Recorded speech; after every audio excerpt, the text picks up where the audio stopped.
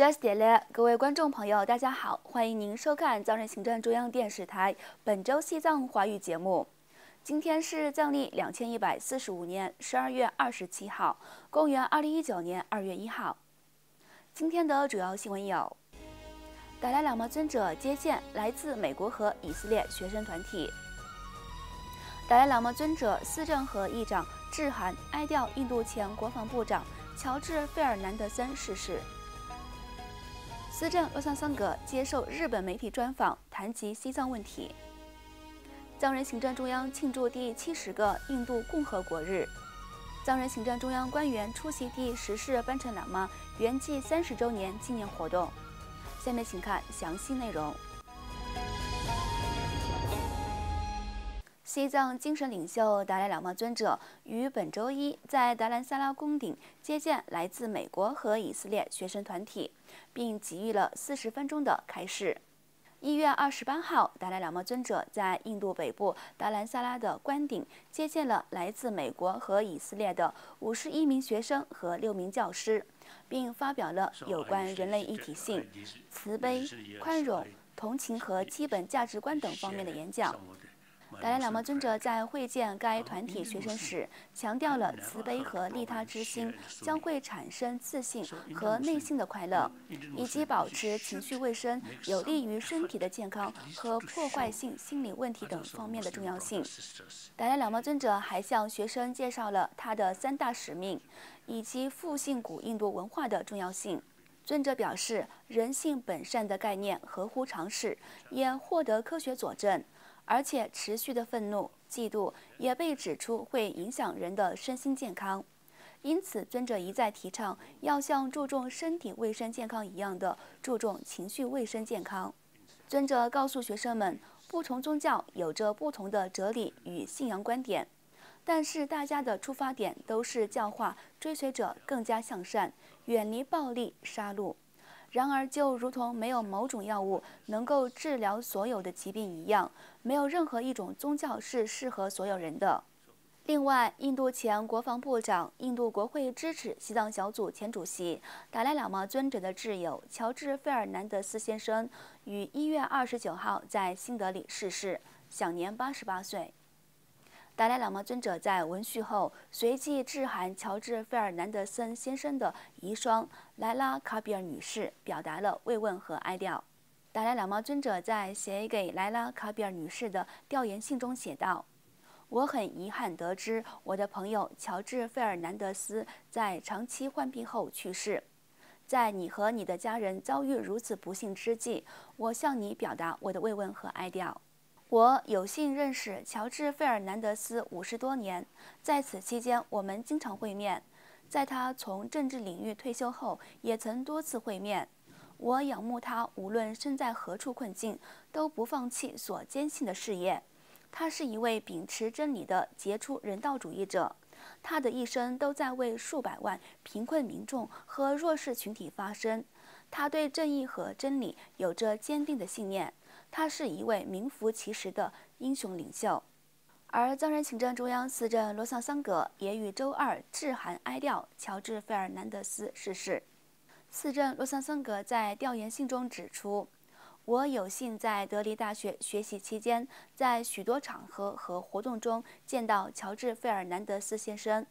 当时他是印度政府中对西藏问题最有发言权的人。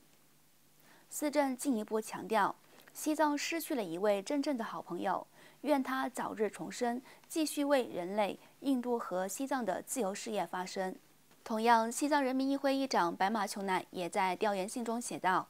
我代表西藏人民议会感谢乔治·费尔南德森先生自1959年以来对西藏事业坚定不移的支持，以及在印度国会内外为西藏自由事业发声。”乔治·费尔南德森先生曾多次访问过印北达兰萨拉。我们特别荣幸乔治·费尔南德森先生和印度国会支持西藏小组的成员于2007年3月10号参加在达兰萨拉举行的西藏抗暴48周年纪念集会。此外，为表达对逝者的敬意和哀悼，藏人行政中央全体公职人员于1月30号下午聚集在新建的西藏大厦内，为乔治·费尔南德森举办了超度祈福法会。请继续收看今天的第3则新闻。今年是中国占领西藏，迫使以西藏精神领袖达赖喇嘛尊者为首的数万藏人背井离乡，踏上流亡之路的60周年。为了寻求国际社会的支持和关注，藏人行政中央司政洛桑桑格从1月25号开始对日本展开了为期1周的访问行程。在司政洛桑桑格抵达日本当天，接受了日本国家广播公司的专访，谈及西藏问题，并呼吁中国政府同达赖喇嘛尊者或其代表间展开具有实质意义的和谈，尽早解决西藏境内的紧张局势。司政洛桑桑格在专访中重申，藏人不是在寻求从中国分离出去，而是要求在中国宪法框架内实现名副其实的自治。司政强调，西藏在历史上是一个独立的国家，这一事实没有任何的争议。中国政府应该停止对藏人的镇压政策，恢复与达赖喇嘛尊者代表间的和谈，按照中国宪法之规定，给予西藏人民名副其实的自治。此外，在司政洛桑桑格抵达日本的第2天，出席了藏人行政中央驻日本办事处举办的欢迎晚宴，并在宴会上会见了多名日本国会议员，政要和支持西藏人士。司政洛桑桑格在欢迎宴会上发表演讲时，呼吁包括日本在内的各国政府警惕中国通过其社会文化和政治事务威胁各国的民主自由。另外，1月26号，藏人行政中央在嘎夏办公楼前举行升印度国旗仪式，庆祝了印度第70个共和国日。藏人行政中央司政代理人、内政部部长索朗多杰主持了升印度国旗仪式。内政部部长索朗多杰在升旗仪式后向媒体表示，我代表藏人行政中央，在印度共和国日到来之际，即1950年1月26号，印度宪法正式颁布的特殊日子，向印度人民祝贺，并传达西藏人民的问候，并且借此机会感谢印度政府与人民在60年来对流亡藏人的慷慨支持。当天，西藏人民议会副议长易西平措、藏人行政中央财政部部长甘玛易西和各部门部长应邀出席了当地印度政府举办的第70个印度共和国日庆祝活动，并参观了当地的战争纪念馆，为印度烈士献上了花圈。请继续收看今天的最后1则新闻。位于印度北阿凯德邦德拉敦顿珠林藏人定居点的多麦藏人协会，于1月27号举办第10世班禅喇嘛圆寂30周年纪念活动。第42任萨迦法王吉梅赤列仁波切、西藏人民议会议长白马琼乃、藏人行政中央宗教与文化部部长玉托伽玛格列应邀出席了活动。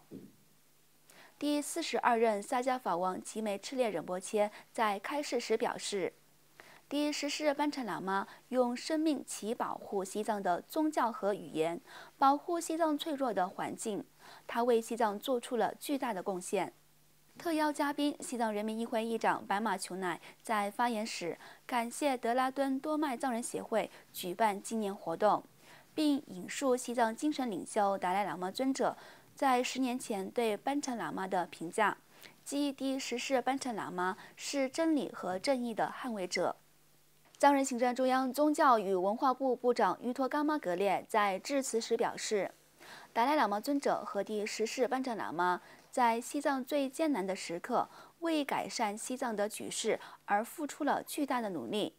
尽管遇到许多挫折，但他们仍坚定不移地为西藏做出极大的贡献。即使在1989年圆寂前，班禅大师也一直在呼吁保护西藏的传统文化，并以他的不懈努力和坚定不移的勇气激励着西藏境内外的藏人。观众朋友们，在此藏历土猪新年来临之际，藏人行政中央电视台提前祝贺海内外全体藏人同胞洛萨这斯蒂列，特别祝广大的华人朋友们新春佳节快乐，吉祥如意。祈愿雪域阖家内外早日团聚，并早日迎请达赖喇嘛尊者返回雪域西藏。